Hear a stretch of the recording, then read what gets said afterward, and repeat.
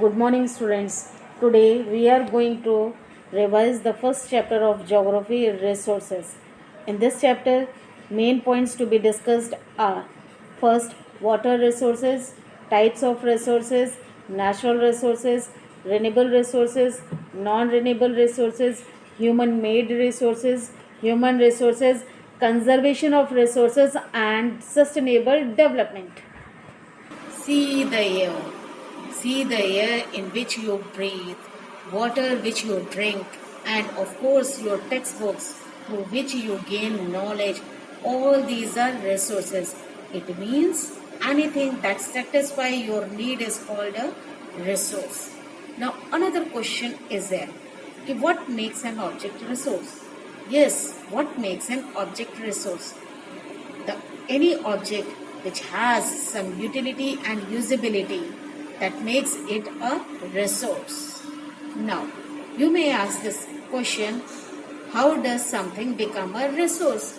Okay, I am ready to tell you this answer also. Things become resource only when they have a value.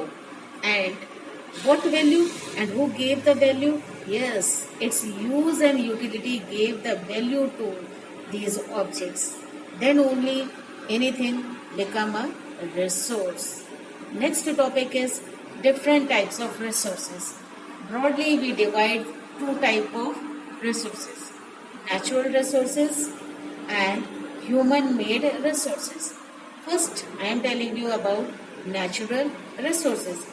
Natural resources are actually those resources which are obtained directly from the nature, or anything which we obtain from nature, like air, water, soil, mineral, or all these you can say are the free gift of nature. That is why they are known as natural resources. Natural resources are further divided into different categories. On the basis of their origin, it is now divided into biotic and abiotic. And on the basis of development, it is divided into actual resource and potential resource.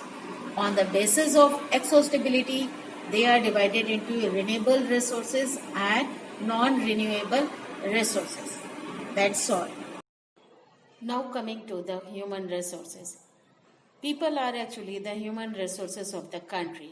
Improving the quality of people's skill to enable them to create more resources is called human resource development. Now, how do we conserve these resources? Most of the natural resources are limited in stock. Even some of the renewable sources became scarce if they are not used judiciously. We are already facing shortage of water at many places because of excessive exploitation of water. Scientists predict that the coal and petroleum are going to be exhausted, means khatam hone wale hain in near future. Hence, it is important to conserve the natural resources.